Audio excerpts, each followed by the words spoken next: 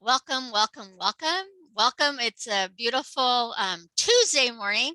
I'm actually recording this a little early because I will not be available on this Tuesday to chat, but I will come back later and check out comments. So please join us in the comment section.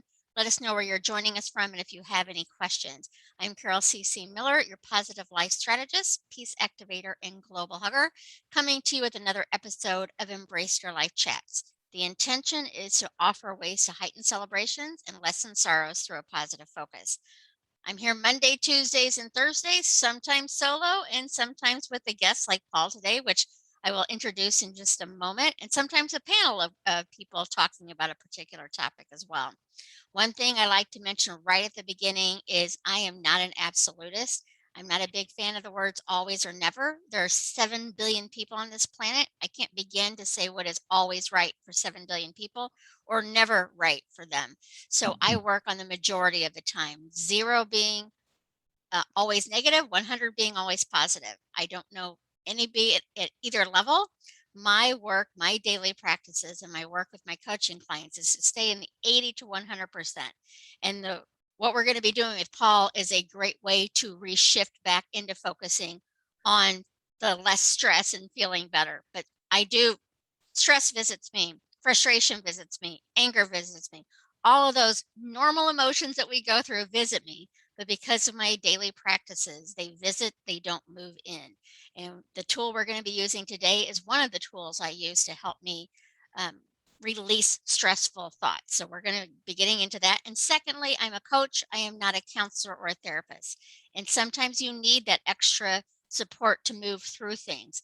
I just want you to understand that you're worthy of feeling your best, whether it's a coach, a friend, a clergy member, a counselor, a therapist, to do your best. So know that you're worthy of that. And today, Paul, welcome back. He's joined me many a time over the years to talk about the work of Byron Katie. And Paul, first of all, I'm in Chicago. You're in the suburbs of Chicago. So let us know where you're joining us from. And tell us a little bit about you, and then let's just dive into the power of the work. Okay, thank you, Carol. It's a pleasure to be here once again. I am in Deerfield, Illinois, so just a little bit north of you. And it's a pleasure every month to meet with you and to talk a little bit about the work of Byron Katie. The work is a way of identifying and then questioning thoughts that cause stress.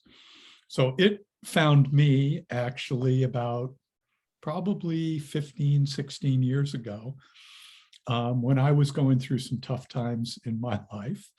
My marriage was on the rocks. I was nearing the end of my career as a school principal and kind of wondering what I was going to be when I grew up and wasn't working anymore. I was going through some things with both my kids. My dad was sick at the time. So there was just a lot going on. And I kind of came across the work by, I guess it looks like it was accidental. I don't believe Synchronicities, yeah, that it exactly. was, but I found it really looking for another book. I went looking for another book on the recommendation of a friend. And next to the book that I found that he had recommended in the library, I found this book called Loving What Is, Katie's book, and it was about the work. Yeah, and Paul, before you go further, I forgot to say, I encourage you to grab a pen and paper because it's helpful if you write down the questions that we're going to be going through. So, I mean, Paul is here once a month with me, but it's certainly the more you practice this as a way to move through stressful thoughts, the easier it will become, and it'll begin to be second nature for you. So yeah, Paul, so talk about the book and Katie's, like how she even came to the book. I think it's so Well, powerful where Katie she was, was. a businesswoman, a parent, mom of several kids, and really very successful in her life, a pretty normal person, not particularly seeking this out or whatever. But she went through really a period of deep depression. And for 10 years, it got worse and worse. She was angry at everyone in her family. She actually got to the point where She feared even going out of her house. She was agoraphobic, I think is the Yeah. term for it. She ended up in a clinic and felt so bad about herself that she didn't even feel worthy to sleep in the bed that they were providing her, which was in an attic space, because she couldn't get along with any of the other people that were there. She woke up on the floor next to the bed one morning and was totally at peace. And she had the experience that all of the depression and fear and anger that she had suffered prior to that Yeah. was a result of believing what she was thinking. And she came to see that this was true for every human being, that our suffering is based on believing what we're thinking at the time. So she developed a process called the work, which helps us, number one, identify what it is we're believing, because we're not even really aware of it often. Right. Once we identify it, then we take it to the questions. And you mentioned having paper and pencil because it's helpful to get these 4 questions down. There are 4. They're simple. You can learn it very quickly. First question is it true? Second question, can you absolutely know that it's true? Third question, how do you react? What happens to you when you believe that thought? And fourth question, who would you be without that thought? So let me take you through an example. Let's say I'm in a situation, in a relationship, and I believe that she doesn't care about me. Yeah. She's maybe been very curt and withdrawn on our last conversation. And I have the thought, the judgment about her, she doesn't care about me. So I'm aware now that's the judgment I have about her. So I would write that down. She doesn't care about me. And now I'm going to apply those 4 questions that I just gave you to that thought. And it looks like this. So in that situation, where I'm having that phone call with her, she doesn't care about me. Is that true? Question number 1. And that's a yes or no question. So I kind of go inside, I revisit the phone call, I listen to her, I watch myself. Yes, she doesn't care about me. That's my truth in that situation. Second question, she doesn't care about me. I'm taking that same thought. I'm applying the second question now. Can I absolutely know that it's true that she doesn't care about me?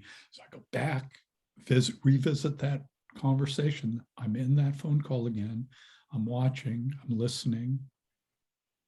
Can I absolutely know that she doesn't care about me?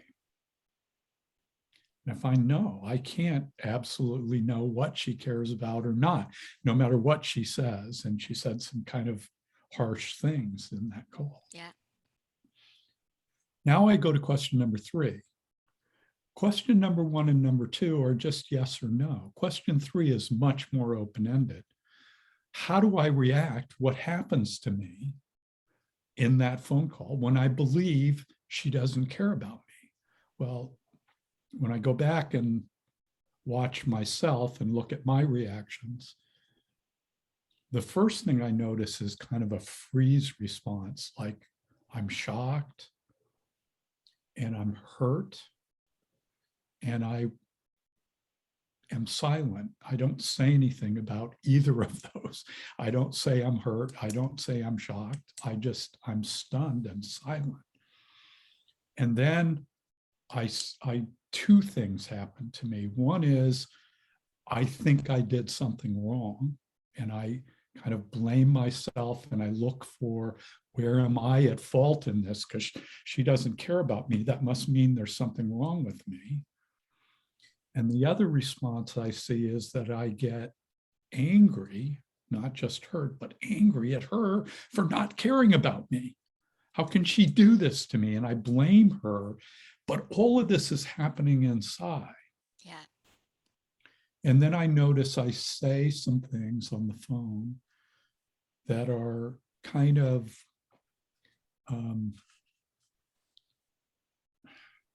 they're angry, but they're not honestly angry.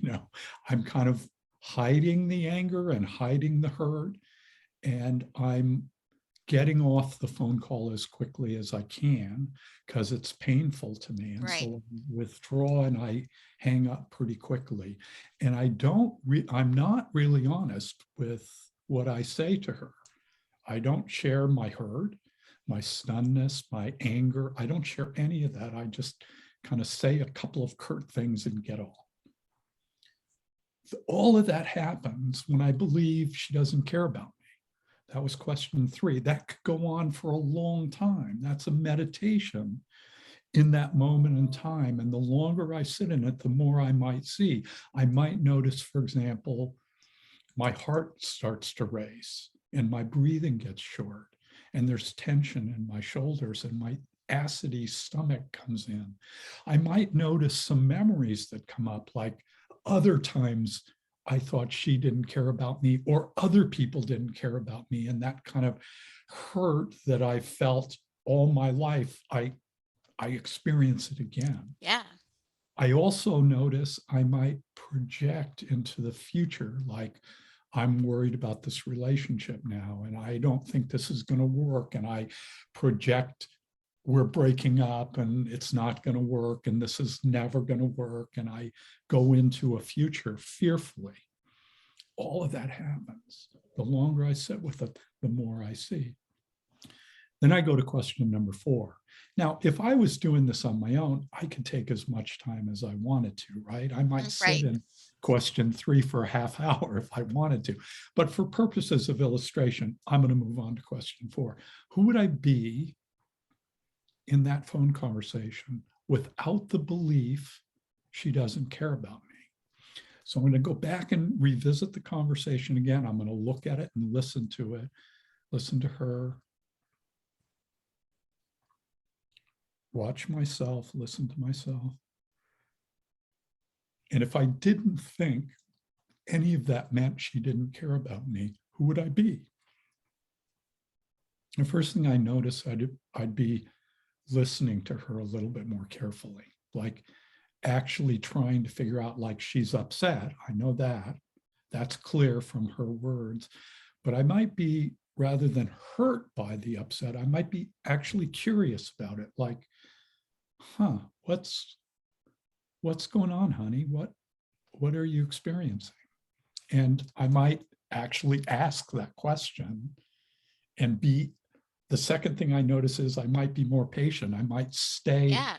in that conversation. I might also be aware of those thoughts that are coming up within me, like hurt and anger and fear. And I might be willing to share those in the phone conversation. I might be more willing to just listen to those myself and have empathy for myself as well as for her. I might notice without that thought, my heart rate is still normal, calm, my breathing, normal, calm. My stomach is relaxed, my shoulders are relaxed. I'm a little more peaceful. So that's the 4 questions. That's how it would be. And notice I'm not trying to get rid of the thought. I'm noticing that I had it. I'm noticing whether it was true or not in questions 1 or 2.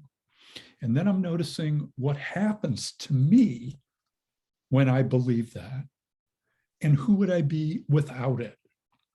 Then the last part of the work is what's called the turnarounds, where I take that original statement, she doesn't care about me, and I look for some opposites. And when you practice the work more, these get easier. I'll Right. just give them to you right now. One opposite is called the turnaround to the self. So I take the thought I have about her and I put it on me. She doesn't care about me becomes, I don't care about me. Wow. Now, I take that new thought, that turned around thought, and I bring that into the experience. Like when I'm in that phone conversation, go back to it, revisit it. I don't care about me. How do I not care about me in that situation? Well, one is I don't honor my own feelings, right? Like I'm shocked. I don't honor that. I'm hurt. I don't honor that. I'm angry. I don't honor that. Yeah. I try to escape from it, get away from the phone call. I'm not caring about me when I blame myself and go into there must be something wrong with me. That's me accusing me of having something wrong with me. That's me not really caring about myself, not Yeah. valuing who I am in myself and in this relationship. So there's lots of examples of that. And what I'm doing with that turnaround is bringing it and kind of applying that lens to that situation and looking for examples of where I might find the truthfulness of that. And isn't it just as true? Like, I think she doesn't care about me, but isn't it also true in that experience? I don't care about me. Yeah, I see that it is. Next turnaround, called the turnaround to the other, I kind of reverse the direction of the original thought. She doesn't care about me. I don't care about her. Uh-oh.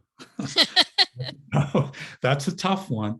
Where can I find that in that conversation? So I take, how do I not care about her in that phone conversation? Well, the first thing I notice is I don't listen to her. As Right. soon as I think she doesn't care about me, I close down to her completely. I think she's my enemy and I don't listen anymore. I also attack her and I blame her. It's her fault that I'm feeling this over here. What is she doing? I don't really care what she's experiencing at all. I just want to feel better. I notice that. It's really selfish. Wow. That's kind of humbling to Yeah. see how easily I don't care about her. The other thing that does for me is make me recognize that even though I love her, in a moment, I can act and sincerely believe that I don't care about her. Right. And I know that that's true for her too. So her harsh words, her curt statements, what I've taken to be meaning she doesn't care about me might actually just be her hurt. And if I cared more about her, I might investigate that and listen to that. I don't do that, I notice. I don't ask her questions. What are you experiencing? What are you feeling? I don't ask those. I get off the phone. I run away. Third turnaround. This is the direct opposite. She doesn't care about me becomes she does care about me. That's tough because in that phone conversation, Right. I was certainly believing she didn't. So now I got to take, what are some examples of she does care about me? And I see the first part of the conversation was very civil and she greeted me and said, I'm really happy to talk to you. I also noticed when I really listen again that she sort of said before some things that I found hurtful, she said something like, I have some things to share with you that might be tough for you to hear. Mhm. And I noticed in the actual phone conversation, as soon as she said that, I thought that meant she didn't care about me. But actually, that statement was very caring. She was Yeah. anticipating this might be a tough thing for you to hear. So I'm giving you a chance to prepare Prepare. yourself to hear it. And that's a very caring thing to do. And she really does care about me.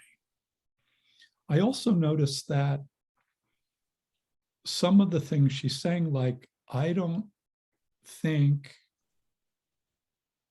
that we really should live together. Now, I took that as a hurtful comment. I took that as meaning she didn't care about me because she doesn't want to live with me. When I actually looked, she was right about that. We shouldn't live together. And she cared enough about me not to allow that to happen, which wouldn't have been good for her or for me. Wow. She really does care about me. Not in the way I wanted to be cared for, Right. perhaps, but when I actually look, she really does care about me. So what I come to see now is, instead of this very narrow conversation that I imagined happened, where she was mean and I was the victim, and she said some things and it proved she didn't care about me, which is what the original statement gave me as my experience.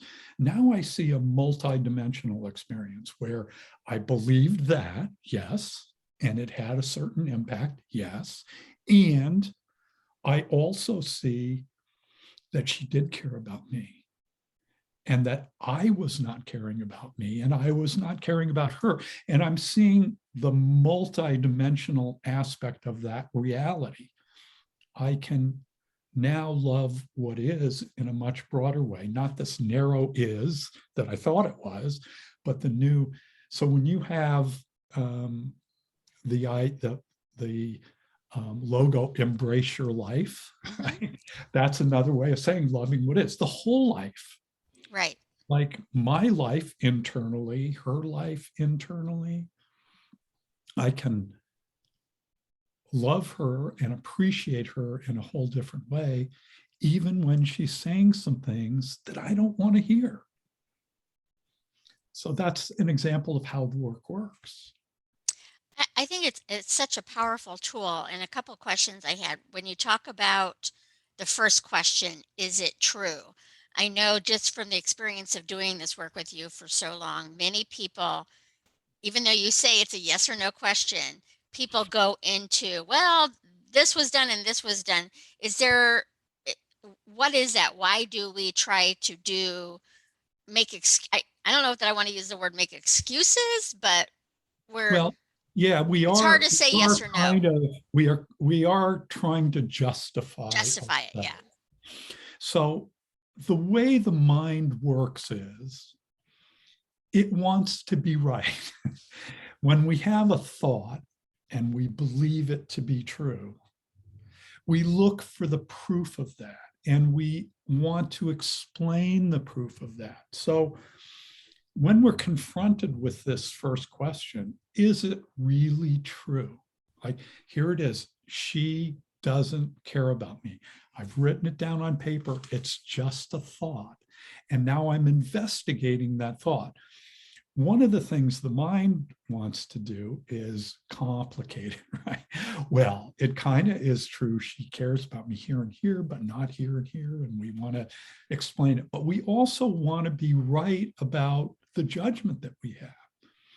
So we hesitate to, we resist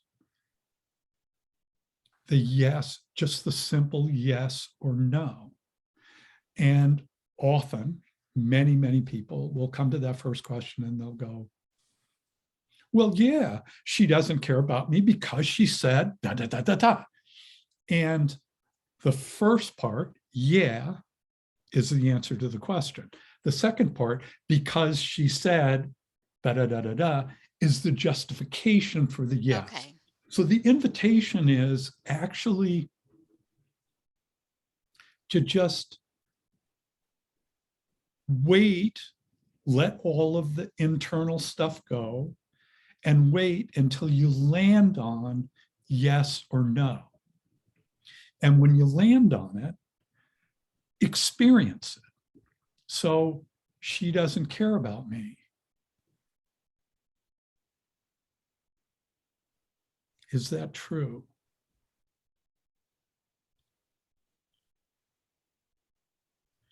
Yes. So what's happening there is I'm going back to the situation, I'm reviewing it, I'm considering the question honestly, internally, my truth, and I'm waiting then, I'm looking and I'm waiting for the answer to arise within me. Not just answer the question out of my intellect, but waiting for the wisdom within me to answer the question either yes or no. And both answers are legitimate. Both answers are equal, if you will, Yeah. but honor that. So one of the things that's happening when we do the work is we're awakening the wisdom that lives within us, and we're learning to pay attention to that. So even that first question, which seems so simple, is it true? She doesn't care about me. Is it true? I'm trying to access that wisdom that lives within me, that is larger, greater, deeper than the intellect. When I first started doing the work, I was answering the questions out of the intellect, right? Like filling out a job application. Is it true? Yes. How do you react? I get angry. Who would you be without it? Peaceful. But the invitation is to actually go inside and experience the answers arising from within you. So you're operating then on kind of two different levels. One level is the kind of practical, I want to solve this problem I had with her on the phone level. I'm trying to figure out, why was that so painful? And what went wrong there? What was I thinking? How can I clear that up in our relationship? That's sort of the practical level. On a deeper, almost spiritual level, every time I answer a question, I'm practicing going to the wisdom within for the answer. Okay. So I'm learning to listen to that, learning to trust that. And now, when I go to question number 2, can I absolutely know? That's pointing deeper, right? Than just, how did you react initially? Yeah, she didn't care about me. Let's look again. It's another invitation. Go within and just sit. And my best advice here is, don't answer, wait for the answer. Okay. I have a question regarding that question too. Can you absolutely know?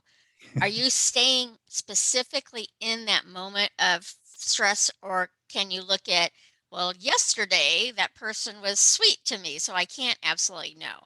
Or is Well, it just that moment of stress that you're talking about? you can do both. You can do Okay. both. It actually is possible to find the answer Yeah. in that moment in time.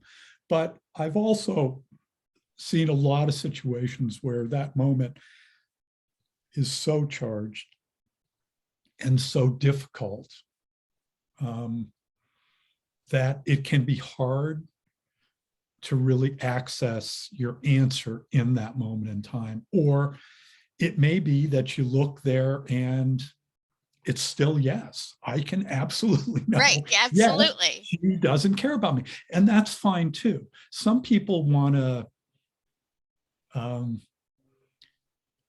it's like outguess the work, like, oh, well, what that question implies, can you absolutely know it's true, is you can never know anything absolutely. So it's always going to be no. But that's just an intellectual game that we're playing when we do that. What I really want to do is go back into that situation. I'm in that phone call. Can I absolutely know she doesn't care about me? And if everything in me tells me at that time, yes, I can absolutely know that, then my answer is yes. And I'm going to sit with the yes. I'm going to accept and experience the yes. If, which sometimes is the case, I might see, well, when I really think about it, I can't really absolutely know what she cares about or doesn't in that conversation. And that gives me a little opening around my original thought. So I have some doubt in there that Yeah. enters. Then I might accept that. Okay, no, I can't absolutely know. That's kind of what happened to me when I just demonstrated the work before. I saw, it looks like she doesn't care. It sounds like she doesn't care, but I really can't know. So I'm accepting that doubt. And sometimes that doubt is much larger, like I get right away, no way I can know that. Right. Depends on the thought. So other times, the doubt might come in because you go to another time. Like she Okay. was sweet to me yesterday. And I know she cared about me then and last week and a year ago. So it would be odd if All of a sudden. all of a sudden she went from caring about me, caring about me, caring about me to not. And that might be a way that that doubt is introduced. It's not critical that the answer is yes or the answer is no. We're just investigating. It's just a thought. We're just seeing what's true for us at this point in time when we're doing the work. I And think that's what I love about the work so much is it really isn't about the other person. Like perhaps that other person doesn't care about you and you're not going to change it, but the work allows you to change it within where, I mean, how would you be without that thought? It's like, oh, wait a second. I don't have to be angry and frustrated and upset and sad or whatever my stressful thought is. I am able to shift that by how would I feel without that thought. So I think it's just a powerful tool. And as you know, we've been doing it. Well, you've been doing it much longer, but us together, there have been times like, I'm not ready to give up that thought, Paul. And you're like, that's fine too, So it's not yeah, a judgment. It's just how do you want to feel? And when you're ready to release the frustration, the anger, whatever has you feeling less than, it's a great tool to use. yeah. And I might see another level to this too. I might notice that an additional thought that I have in this situation is that she should care about me. Mm, And we have that thought. It's a slightly different thought, but it's possible that it's a different situation with a different person, a different kind of relationship, and they really don't care about me. right, And that may be fine as long as I don't believe that they should. Right? Like right, there are 7 billion people on the earth, and most of them don't care about me. right. And I'm fine with it. Yeah, But there are a certain select few that I think should care about me. And I'm upset when they don't. yeah, that makes So I sense. could take that thought, she should care about me. Is that true? Because we do that in relationships, we do that in families, we do that in job situations, we do that in friendships. This is my friend. They should care about me, Yeah. and we do that with groups of people too. These people should this, Yeah, they should that's behave in this way or right. behave the way I expect them to behave. They should care about climate change. Yeah, That's a good topic right now. Some people do and some people really don't. right. They should care about climate change. Is that true? Yes, everybody should. Can I absolutely know they should care about climate change? Right. Yes. How do I react when I believe they should and they don't care? Or I think they don't. I get angry, I get upset, I get depressed. I blame them. Who would I be without that thought? I would recognize there are people in a lot of different circumstances. I would maybe be more peacefully working toward climate change.